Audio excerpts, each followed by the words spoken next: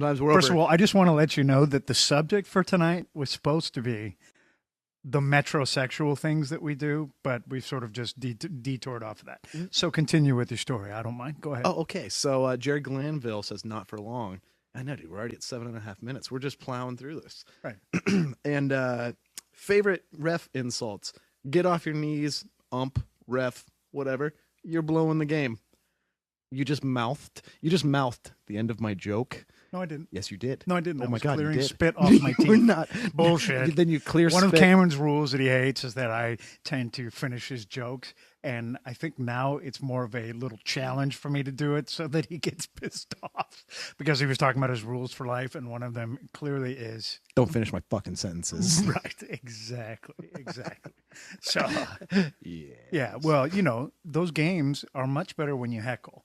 And I have to say, my buddy Jeff and I, when we would go to the games, it was like a badge of honor to see how many people at the end of the game came up and were always like, "Oh man, you got such team spirit. It's totally awesome." Exactly. You know, I'm like, well, then I guess we could use this as a topic of rules for heckling, especially in public venues.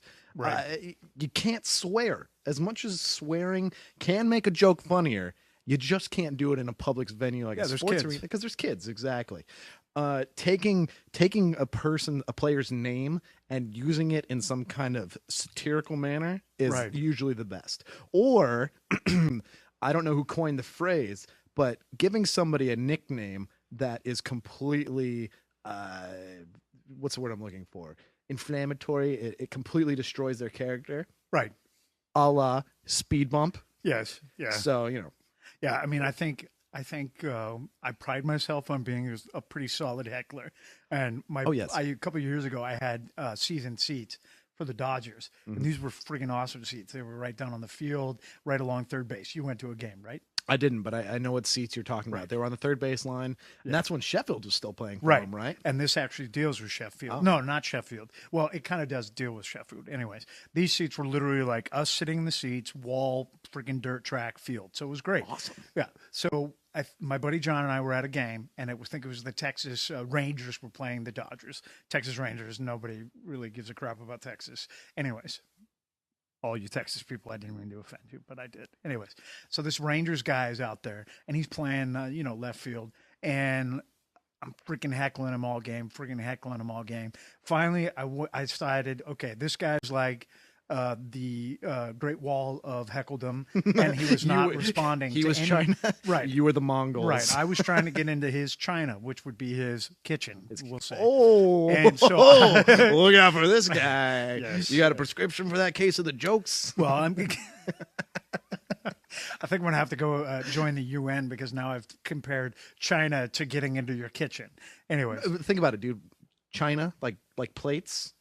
You You weren't. That's not what you were thinking of. No, completely different Wow. world. Oh, so I thought you were being clever.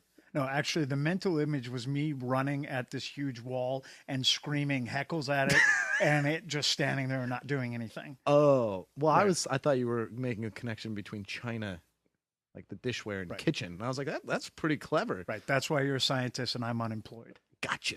You see. Yeah. Well, yeah. Right. So, anyways, so I'm Great yelling Wall- at this guy. I Great Wall decided to pull out the most classic old school heckle. Oh, I hope it is the one that I'm thinking. My heckle, it's like the oldest one. I got some pictures of your wife. Do you want them? Oh, you went with that. I went with this. I thought you were going to go with the modified version. No, I was like, I got some. I said, I didn't even say your wife. I said, I got some naked pictures of your sister. Oh, okay. Do you want them? And literally, this guy, middle of the game, stopped. He turned and he looked at me, and he just totally started laughing and shaking his awesome. head. And that was great because I got the reaction. But the best part is everybody in the section behind me freaking heard it and saw him do it and was all like, yeah, Awesome. that dude. was good.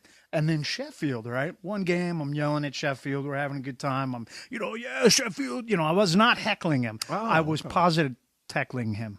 I was giving him positive The old heckles. positive heckle. I was heckling him in a positive way. So I was telling him how great he was and everything like that. So at the end of an inning, he catches the last out of the inning. He runs over to me and he throws the ball to me.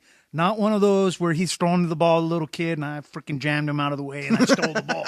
He literally was throwing the ball to moi. You played catch with Right. So he threw the ball to me and I'm like, I stood up with my hand up in the air and, my buddy John was there as well. And then the next inning, he comes up to bat and he totally hits into a double play. Okay. And I'm not happy about it. The very next inning, Sheffield, notorious wiener wanker of the league, gave me a ball for heckling him. New word. The next inning, he comes out and I just started in on him.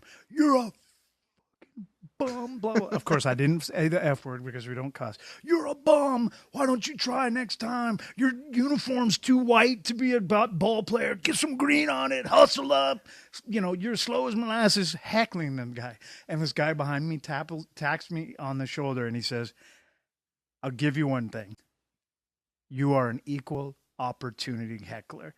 You do not care that this man who I've been trying to get a ball from for all the seasons that he's in never has given a ball to anybody. That's pretty much done gave you a ball and then the very next inning you heckled him. You were heckling the shit out. Bravo.